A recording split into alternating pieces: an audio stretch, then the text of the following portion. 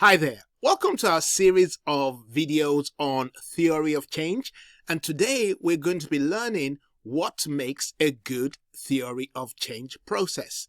And the way I'm going to deliver this particular teaching is that I'm going to first of all remind you of our definition of theory of change. Then we're going to go into 6 traits that makes a theory of change excellent process. So let's get started. Our definition of theory of change is this. It is a framework, a methodology, you can say, a useful tool for creating, implementing, and evaluating a planned change. And if you want to learn more about the definition and what's about, then you can watch our videos on theory of change in this series. Now, what makes a good theory of change? Let's go through 6 traits. Number 1, a good theory of change is participatory. What do I mean by that? I mean that it engages all the relevant stakeholders in its process. Who are the stakeholders? Well, the beneficiaries, those you are delivering your activities to, are an important set of stakeholders. Your volunteers are good stakeholders. Your funders are stakeholders. Your staff in your organization are stakeholders. The management are stakeholders. But whatever you do, you got to choose the ones that are very relevant to the process. And I would suggest that absolutely, definitely, without a shadow of doubt, the beneficiaries must be part of the process. But as many stakeholders that you can get involved in the creation of your theory of change, the better the theory of change would be. So participation of all the relevant stakeholders are an integral part of what makes a good theory of change. Secondly, it's got to be a theory of change that is achievable. I haven't written it down. It's got to work. It's got to be something you can actually do. For example, one of the advice we give organizations is that don't try to solve the world's problem by yourself, because that's just not possible. The world's problems are so complex that if you as an organization think you can solve it by yourself, well, you're going to definitely fail. But you can take a small part of it and you can have a huge impact in that small area. For example, you might say you're going to help domestic violence victims that live in the London area. Or you might say you might even narrow it down to a borough in London. You might narrow it down to a particular country if you're a big charitable organization. But what you do has to be achievable because you need to be able to measure it. All right. The third trait of a good theory of change is easily understood, or it's got to be easy to understand, particularly if you put it in a picture format. It's got to be understandable. The way you draw your links, the way you link one process to another has to be easily understood. I need to be able to pick it up and know exactly what you are saying, know exactly what the process is. Sometimes you pick up a theory of change, it's a complicated diagram and doesn't make much sense. And by the way, you know that you do not actually need to create a diagram of your theory of change. Just a text process would suffice. But it helps to have a diagram, and it's good to have a diagram, but the diagram needs to be easily understood. So a good theory of change is one that is easily understood. Even in the text or narrative form, it's got to be easily understood. Okay, let's go on. The next point is that a good theory of change is open to feedback. What am I talking about?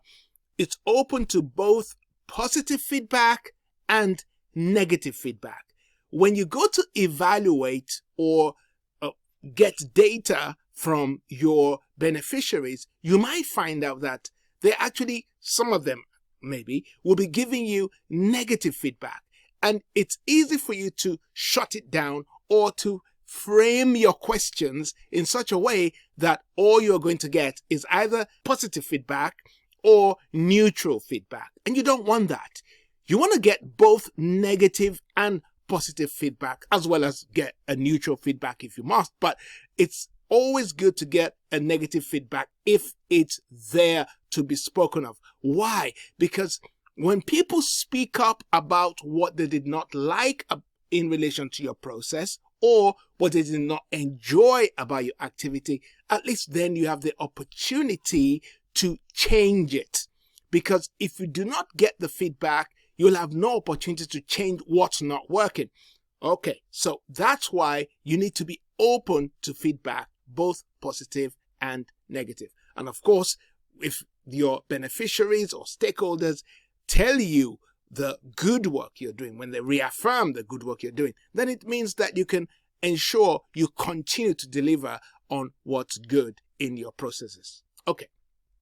The next point after feedback is that it needs to provide good links. And I was hinting on this point earlier on when I was reminding us that it needs to be easily understood. When you narrate your theory of change, one process needs to link to another.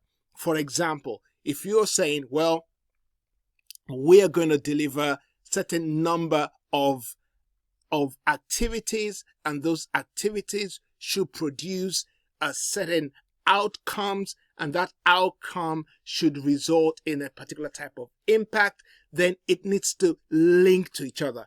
There's no point drafting your theory of change in such a confusing way, and there is no link between the outputs, the activities, and your outcomes. So all need to interrelate very nicely.